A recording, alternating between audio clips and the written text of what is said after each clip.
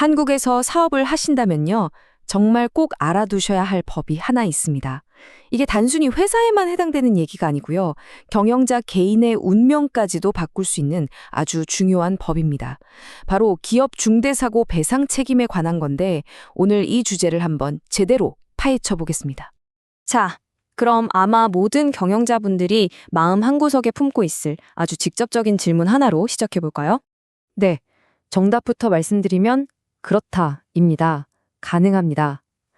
바로 기업의 리스크 환경을 정말 근본부터 뒤바꿔 놓은 법, 중대재해 처벌 등에 관한 법률 때문이죠. 이 법이 뭐냐면요. 말 그대로 안전 문제에 있어서만큼은 기업의 리더, 즉 경영자에게 이전과는 차원이 다른 책임을 묻게 된 겁니다. 그러니까 이 법의 가장 중요한 핵심이 뭐냐? 바로 기업의 가장 꼭대기, 그러니까 CEO나 주요 경영 책임자들을 직접적으로 겨냥하고 있다는 점이에요. 이게 정말 중요한 변화입니다. 자, 그러면 법에서 말하는 이 중대재해라는 게 대체 뭘까요? 도대체 어떤 사고를 말하는 걸까요? 크게 두 가지로 나누어서 볼 수 있습니다. 이 둘의 차이를 아는 게 정말 중요해요. 하나는 우리 회사 직원, 즉 내부 구성원에 대한 거고요. 다른 하나는 우리 사업장 때문에 피해를 입을 수 있는 일반 시민, 즉 외부인에 대한 거거든요. 그럼 구체적으로 어떤 결과가 발생해야 중대재해가 되는 걸까요? 그냥 아무 사고나 다 해당되는 건 아니고요. 법에서 아주 명확하게 그 기준을 정해놨습니다. 가장 먼저 사망자가 한 명이라도 발생하면 됩니다. 단 한 명이에요. 그게 우리 직원이든 아니면 길 가던 시민이든 사망자가 한 명 나오면 그걸로 바로 중대재해에 해당됩니다. 사망자가 없더라도요, 산업재해의 경우에는 한 사고로 6개월 이상 치료가 필요한 부상자가 2명 이상 나와도 중대재해입니다.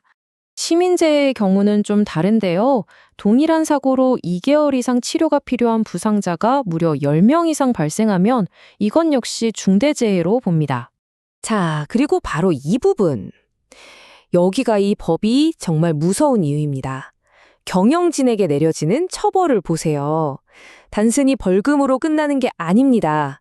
최소 1년 이상의 징역, 즉 실형이 나올 수 있다는 거죠.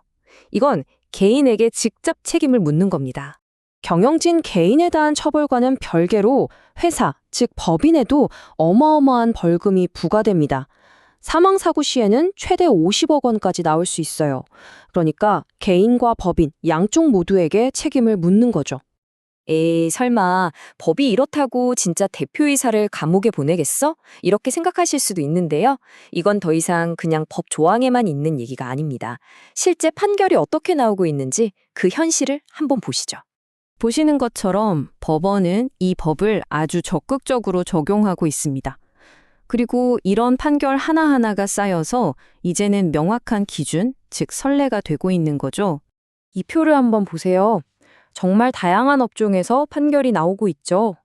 제주업, 건설업, 철강업.